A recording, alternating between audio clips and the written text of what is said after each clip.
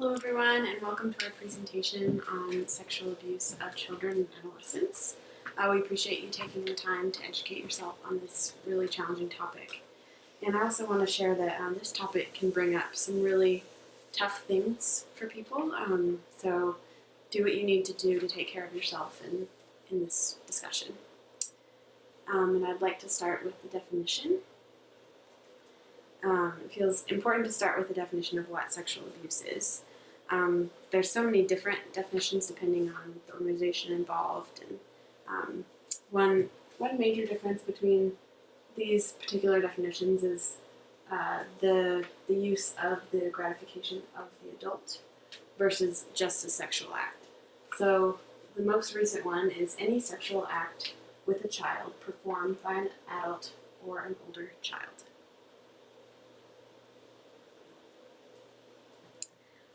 And in Montana, the legal definition is the commission of sexual assault, sexual intercourse without consent, indecent exposure, sexual abuse, ritual abuse of a minor, or incest. And the legal age of consent in Montana is 16.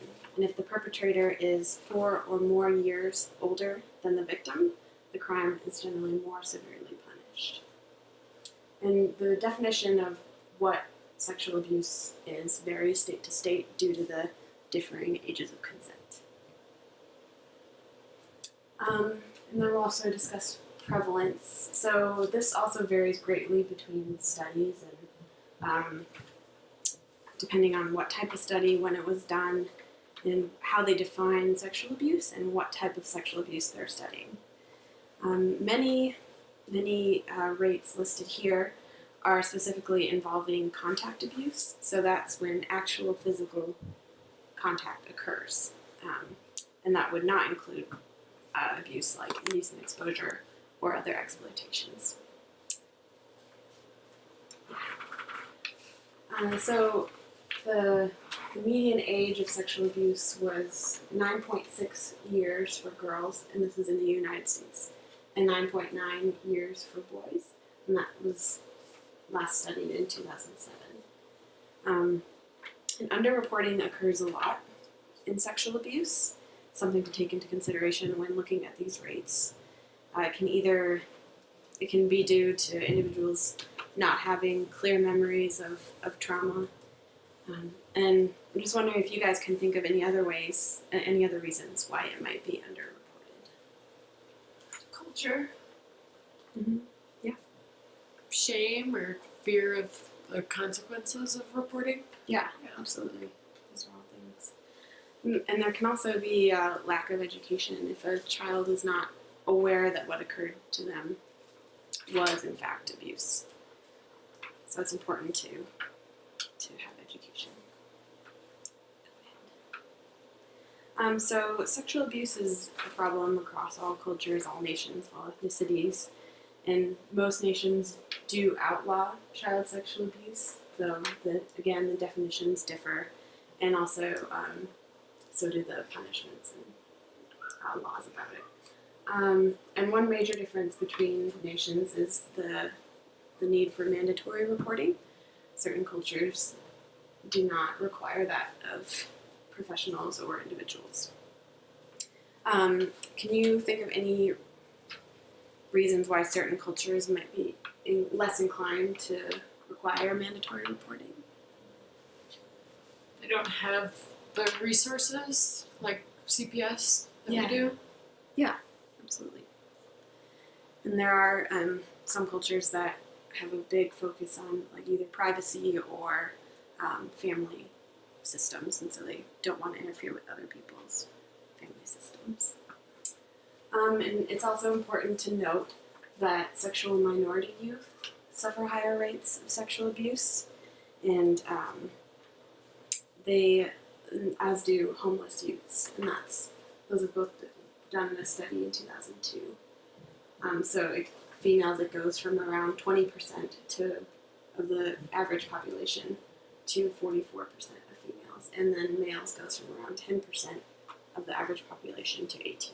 So it's a pretty big jump for that population. And then this kind of segues into Nicole's going to share about other risk factors for victims of sexual abuse.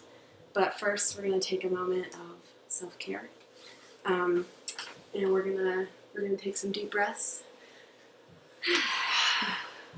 And we're gonna drink in these lovely animals, and we have puppies for our dog lovers and a kitten for our cat lovers, so nobody's left out. Okay, so I'm Nicole. I'll be talking about the risk factors associated with sexual abuse. So parents are highly influential for several reasons. One being an absent or available parent, and an absent parent would be someone like a mother who's not around, or a father. The natural mother is very important in the child's life, and you could have also an ill or disabled parent impacting the influence of sexual abuse, as well as poor relationship with parent. This can also increase the amount of alienation that a child can feel, and ties on with family dysfunction.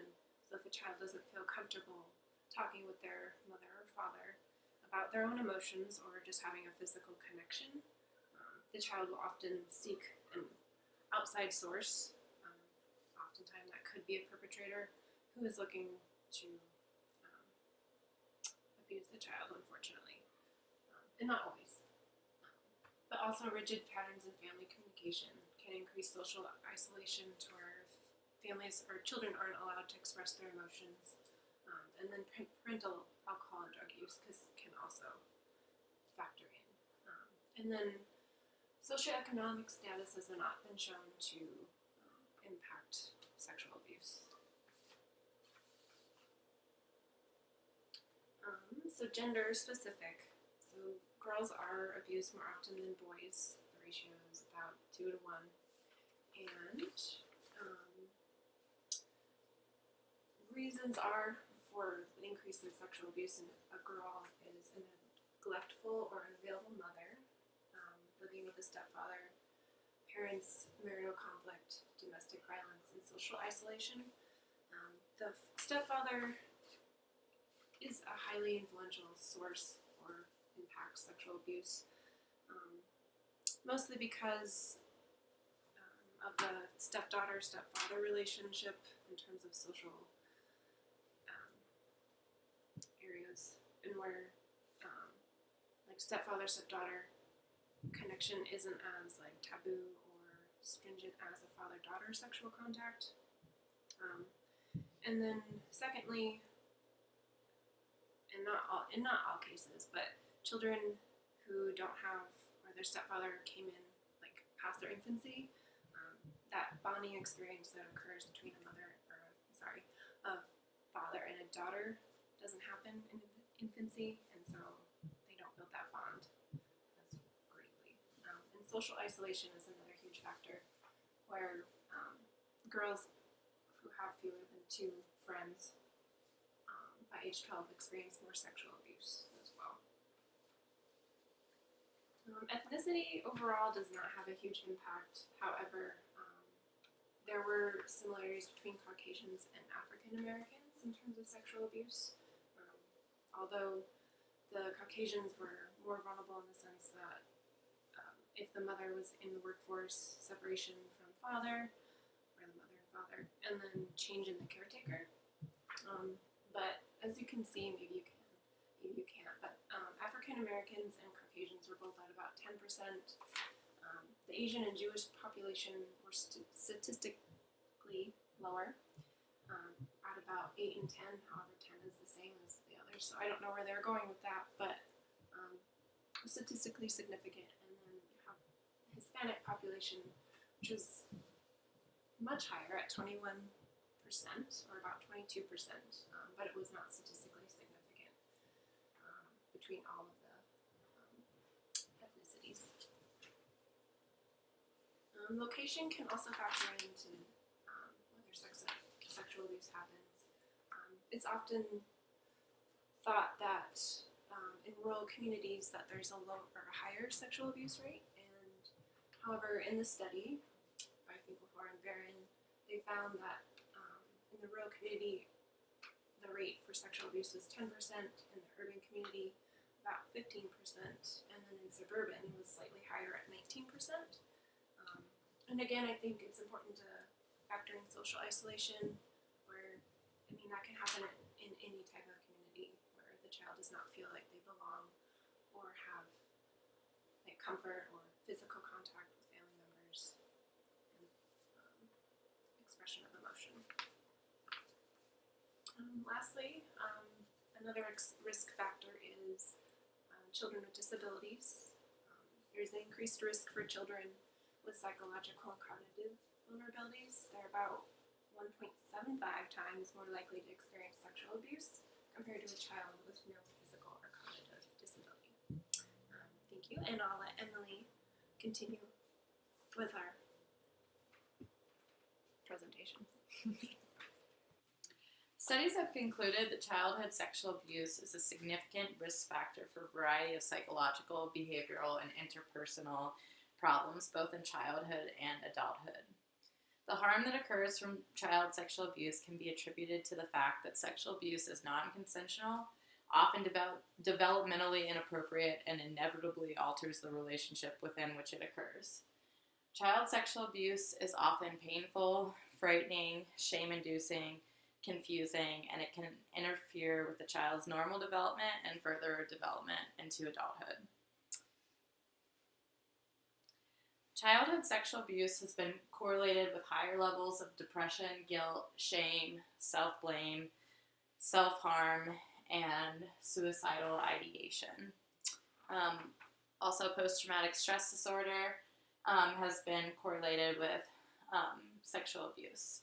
According to studies of non-clinical samples of adolescents, children who have been sexually abused report higher rates of emotional problems than their non-abused peers.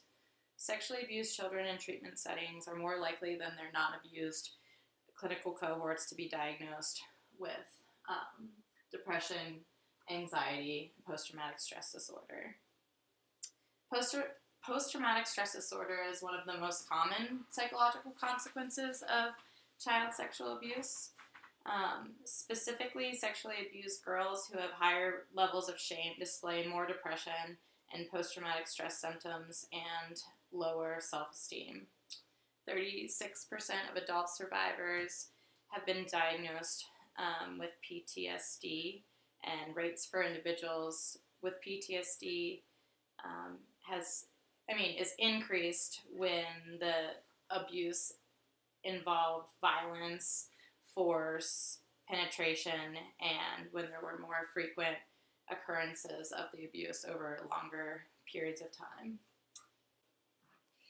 In addition to psychological issues, children who have experienced sexual abuse are more likely than non-abused children to exhibit behavioral problems in adolescence, such as running away from home, difficulty with authority figures, alcohol and drug abuse, eating disorders, self-injurious behavior, suicide attempts, and hypersexualized behavior. For example, sexually abused children, they may display more sexualized behavior than their clinical comparisons of neglected, physically abused, and mentally disturbed children. In older children, girls are more likely than non-abused children to engage in hypersexual intercourse, such as inserting objects into their vaginas, whereas boys tend to expose their genitals and or engage in sexual coercion of others. Many of these previously mentioned psychological and behavioral consequences that impact children in the short term also may persist into adulthood. In addition to suffering from psychological and behavioral problems, individuals may experience difficulties with interpersonal or relationship problems. Since sexual abuse occurs within the context of human relationships, such abuse can cause a disruption in the ability to form trust, to act autonomously, and form stable and secure relationships. Some of these specific examples are they find it really hard to trust others and relate to others. They experience difficulty forming secure attachments. and may have a lot of confusion surrounding physical boundaries. There are many contributing factors that determine the severity of the negative impact of childhood sexual abuse on survivors' lives. Children are more likely to suffer to a larger degree from sexual abuse if the perpetrator is a parent or a trusted caregiver who they depend on, rather than if the perpetrator is an acquaintance or a stranger to the child. If the perpetrator is a parent or a trusted caregiver, children may lose trust and experience a confusing boundary crossing, which may result in uncertainty of whether they should love or fear their parent. This confusion may cause stress that children are unable to cope with because they're not cognitively mature enough to effectively communicate their emotions and their needs. Whether or not penetration has occurred, longer duration and higher frequency of sexual abuse, the use of coercion or force, and unsupportive family reactions after abuse has occurred are all factors that are associated with higher levels of distress that the survivor experiences. Furthermore, the manner in which children cognitively process the sexual abuse they have experienced and the way they attribute these experiences in relation to themselves and others are very important in terms of the impact of the sexual abuse on the child. Another factor that can contribute to the severity of suffering that children experience is family dysfunction. Abuse may be more likely to happen in dysfunctional families, and child sexual abuse may influence the development of dysfunction within the family system. Families of sexually abused children often have comorbid problems such as divorce, domestic violence, mental health problems, and substance abuse. For children who have been sexually abused, additional negative functioning within the family increases the distress they experience and their ability to healthily cope with the distress. There we go. Okay, so there are lots of different counseling options for children and adolescents who have experienced sexual abuse. Between individual, family, and group counseling options, the idea is that you just find the one that best fits the child or the teenager and the situation that they are experiencing. There's not really a one-size-fits-all approach, and what works for one person might not work at all for the next. And there are a lot of factors that play into what is the right form of counseling, such as the age of the person, the type of trauma, a lot of factors that Emily and Nicole have been talking about in terms of ethnicity or religion or family systems, the individual's reactions or responses to the trauma, the relation to the perpetrator. All of those sorts of things are important to take into account. One approach that has a lot of evidence behind it for its effectiveness is called trauma-focused cognitive behavioral therapy. Trauma-focused CBT is a theoretical approach that focuses on the thought processes, the emotions, and the behaviors a person is experiencing or enacting as possible reactions to traumatic experiences. So working through the practice model, which is up here on the slide, trauma-focused CBT allows the counselor to work with the child or adolescent to help them identify physical and emotional reactions. The child or adolescent also learns how to identify triggers that may, set off anxiety or stress responses or fear, as well as relaxation techniques or coping skills to better prepare themselves and to improve their daily functioning. And all of that you can find in the first section here. The second section of trauma-focused CBT is creating a trauma narrative.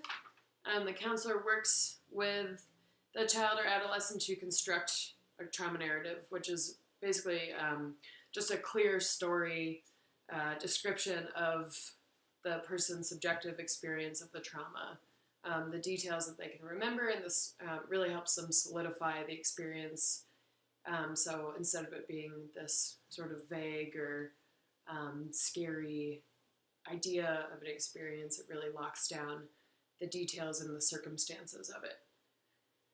The third section of the practice model is treatment consolidation and closure. And in that phase, you'll often see the counselor bring the child's family members or their support system into the session with them, so that everyone is on board and everyone is kind of given a different task or objective to help support the child or adolescent.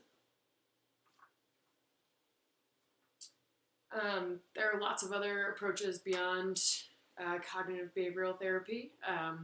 Play therapy can be conducted through a variety of theoretical lenses, but the main objective is pretty consistent in that it helps break away from the traditional counseling approach of two people sitting across from each other, talking about what's going on in the client's life. So play therapy provides the child or adolescent with endless opportunities to express emotions and process their experiences beyond just talking about them. So often children and adolescents either aren't developmentally capable or comfortable discussing their emotional experiences, and using stuff like toys, activities, games, different props. These are all tools to help guide a child or adolescent through the therapeutic process. So play provides a new language for expression and understanding. And some examples are up here on the slide. Sand tray, which is situated in the playroom. As you can see, there are shelves filled with all different sorts of figures and props and whatnot. And then those are used in the sand tray. And the counselor helps the person process, what might be going on underneath the surface through the use of these toys and figurines. And there are also a wide variety of different therapeutic board games and card games to help identify, emotions and increase emotional awareness, and also incite some behavioral change as well. So the list goes on for creative approaches. There are endless possibilities, really, for engaging kids and adolescents in the therapeutic process. And when we think of creativity and art, we often go straight to drawing or painting, which is definitely a good option. But some of us think maybe I'm not creative enough for this to really work. But there are options like music. Try to think of a song or a soundtrack that really moves you. A song or soundtrack that, helps you relate to emotions or that brings up a lot of emotions. I know that when I'm trying to calm down, I'll listen to Blackbird by the Beatles, and that's really relaxing for me. So that's a different therapeutic approach. Also, I don't know. That's really.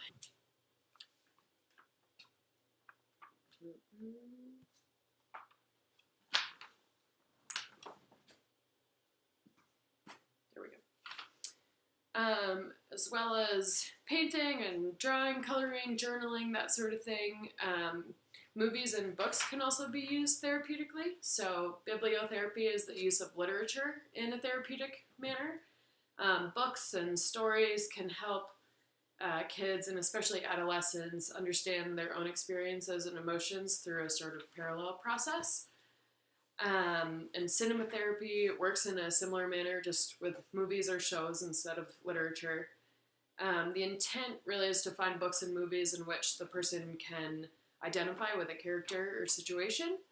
And this connection can help normalize the person's experiences of trauma or the emotional effects or some behaviors that they might be engaging in as a result of traumatic experiences. So in addition to normalizing, this process can help generate possible ways to understand the experience and also generate ways to cope with the experiences. Drama is also a great way to generate insight and understanding through the process of acting out situations or, embodying just one emotion at a time, that sort of thing. Ecotherapy. The term ecotherapy encompasses a wide variety of therapeutic approaches and techniques just involving nature and the outdoors. So I'm thinking when I go up the M Trail, I always walk by the quote by John Muir that says, "In every walk with nature, one receives far more than he seeks." And to me, this speaks to just the experience of being in nature, that you might be going out for, a reason like exercising. However, you feel the sun on your face, or you're listening to the birds, or you pass someone along the way and you exchange a smile. So there's a lot more than what you might be seeking in nature. Creates a lot of opportunities for self-exploration and understanding. And for a lot of people, the sheer act of walking helps stimulate your thinking and your thought processes. Like when your body is moving, your brain is receiving more oxygen. You're moving around, you're taking in new sights. And nature also provides beauty and distractions and other physical sensations that might foster some more insight. But activities in nature can be soothing or challenging or anything in between. And there are a lot of metaphors related to nature and being outside and working outside, related to planning or expectations that you might have, and challenges and resiliency. If you think about planting a garden, you put so much work into it and you're expecting a lot, and sometimes some things are out of your control, like the weather or the animals, and just coping with that experience. So ecotherapy provides the opportunity for processing and deepening understanding. Groups are a really great therapeutic option for kids and adolescents as well. It's a way for them to connect with their peers who may have similar experiences of their own, and also to learn from their peers.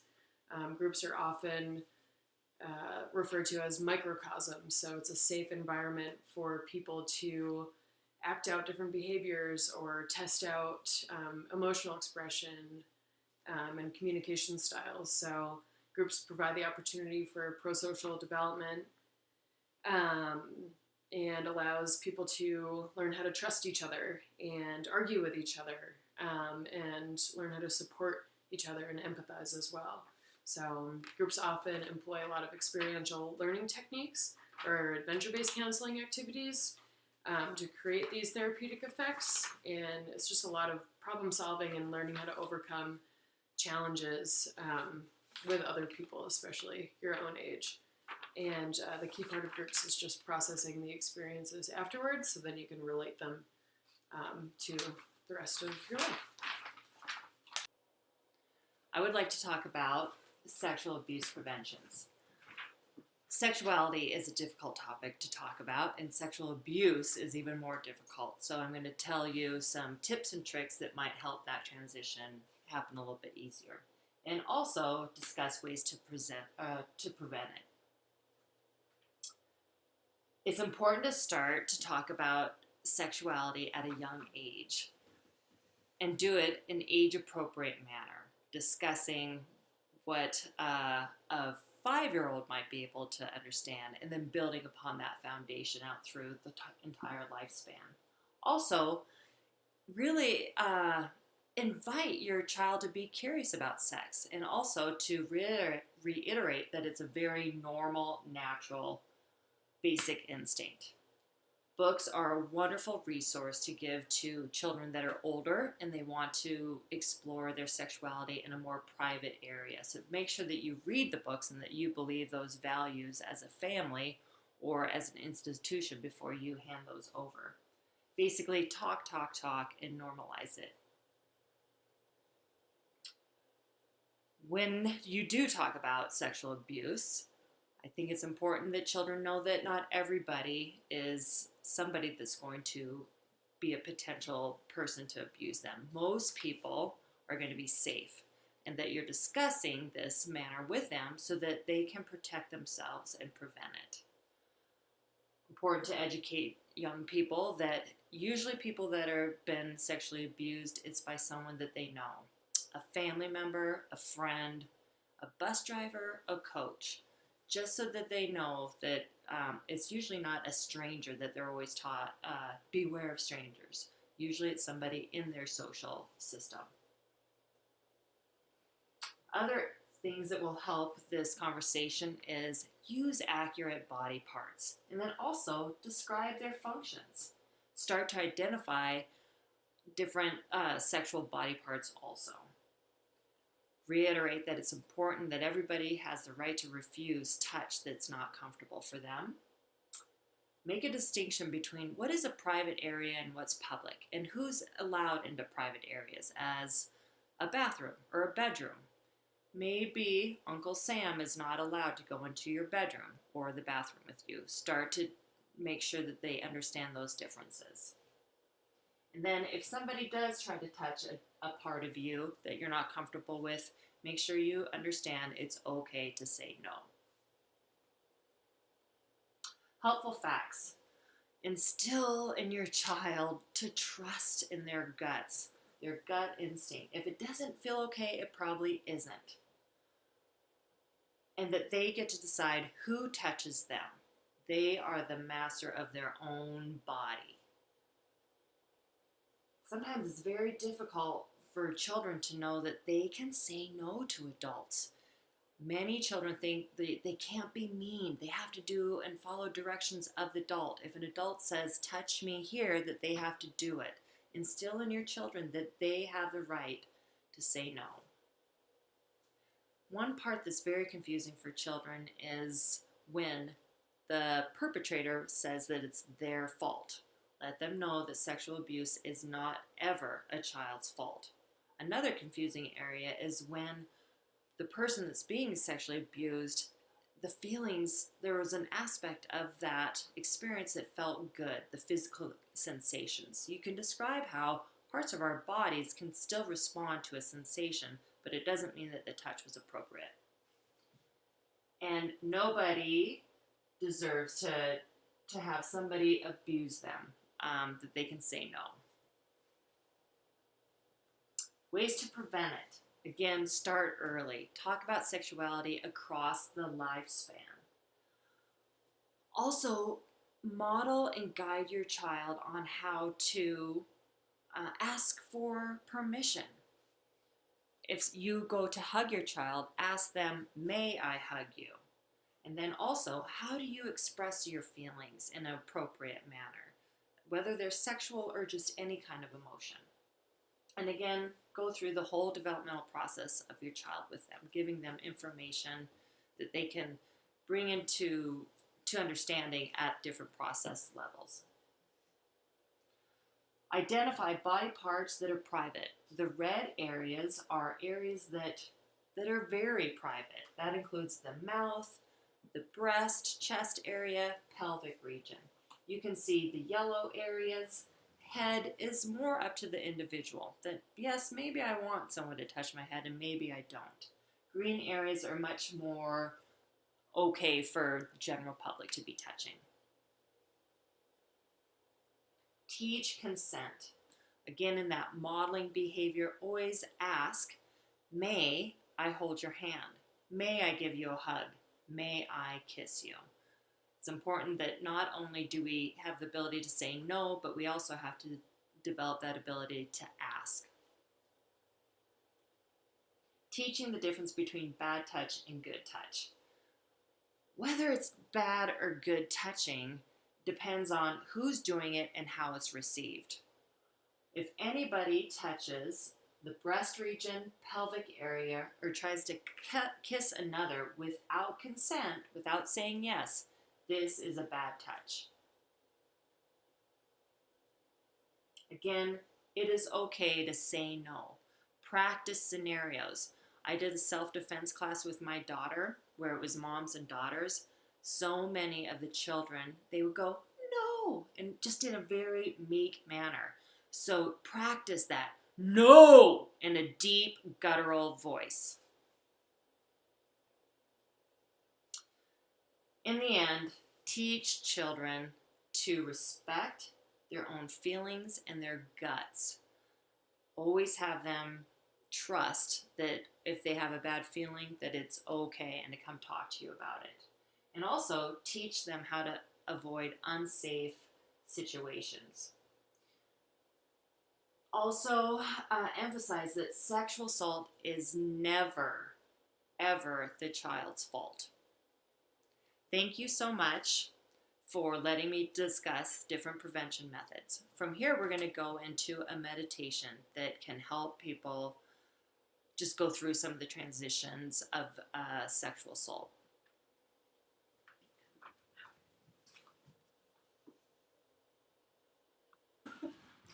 All right, so we're going to do a guided meditation called a body scan. This is really suitable for any body of any age. Obviously, you want to cater it in terms of time and setting and whatnot based on who you're doing it with. So usually the younger the child, the shorter amount of time you want to run through this. And also just be aware of who you're with, if it's a group setting or if it's an individual. Sometimes the power of a group can bring up more emotions, or people, might be on the other end. Like they might be nervous or ashamed to let some emotions out. So just be aware of all of those little factors.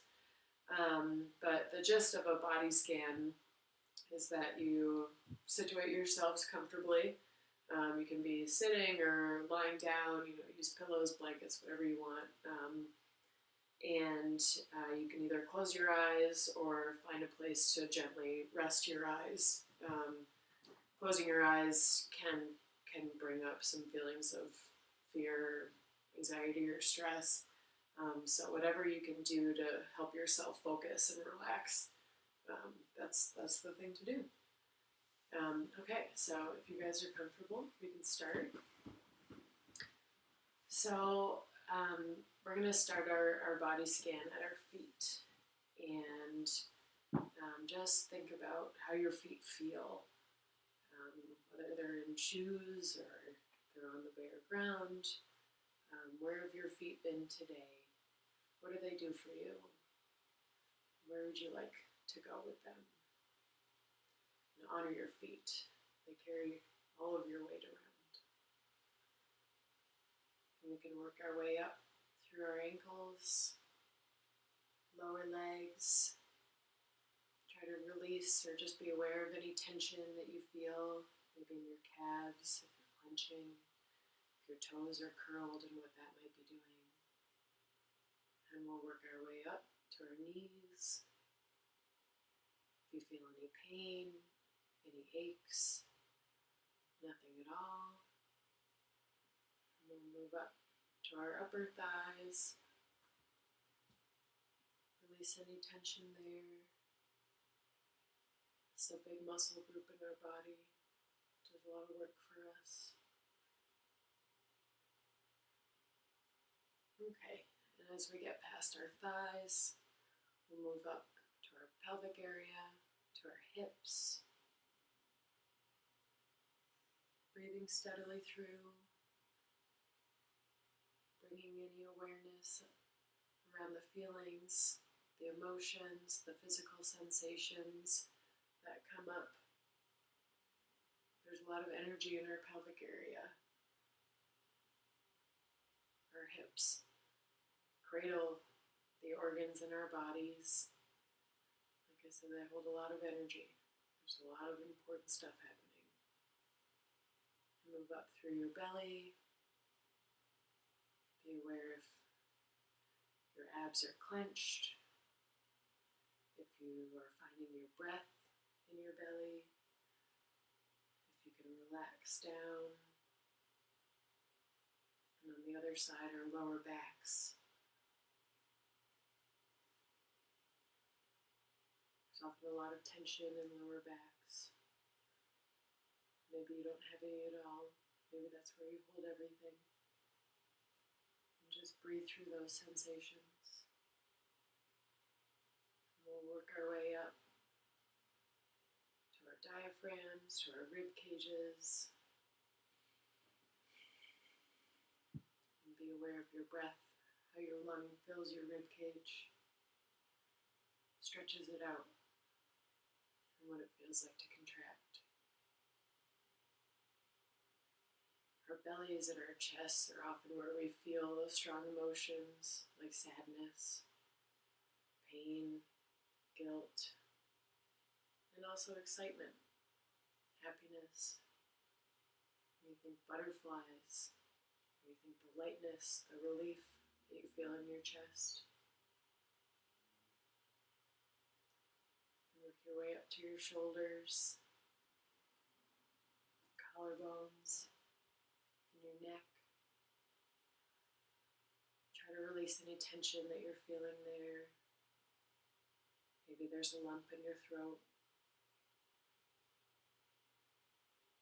And maybe not at all. Our neck also does a lot of work because it holds up our heads, where our brains are. That's where all of our thoughts come from. Think about what it feels like on the back of your neck, up the meridians to the top of your head. And you'll work your way down from the top of your head, down your forehead. Maybe it's creased, maybe your eyebrows are furrowed, maybe it's smooth, no tension at all.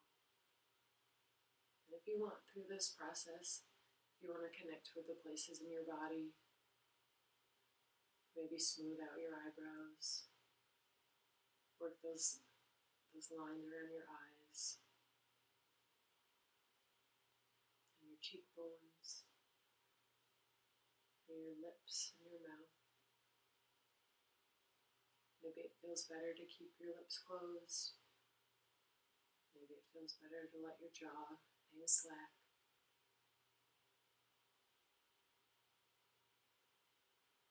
And the one place we haven't thought about yet is our hands and our arms.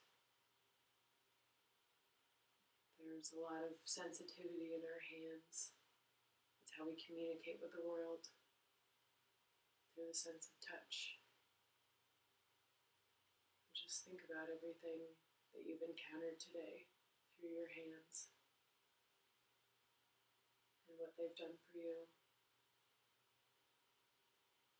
and what you'd like to do.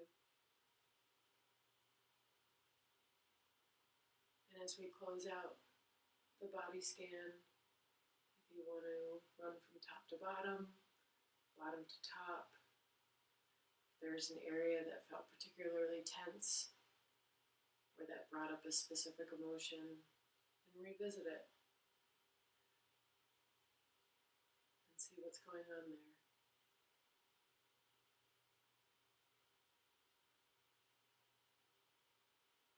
Now you can gently open your eyes, wiggle your hands, wiggle your feet.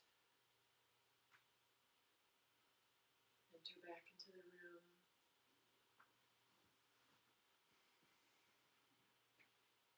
Nice job, folks. Thank you.